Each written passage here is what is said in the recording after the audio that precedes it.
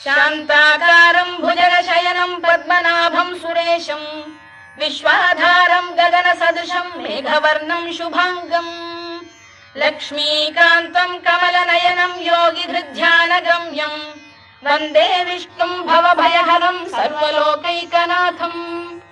मेघश्यामं पीतकौशेयवासं श्रीवत्साङ्कं कौस्तुभोद्भासिताङ्गम्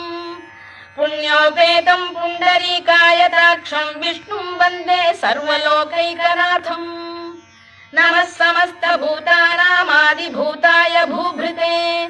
अनेकरूपरूपाय विष्णवे प्रभविष्णवे सशङ्खचक्रं सकिरीटकुण्डलं सपीतवस्त्रं सरसीरुहेक्षणं सहारवक्षस्थलशोभिकौस्तुभं नमामि विष्णुं शिरसा चतुर्भुजम् छायायां पारिजातस्य हेमसिंहासनोपरि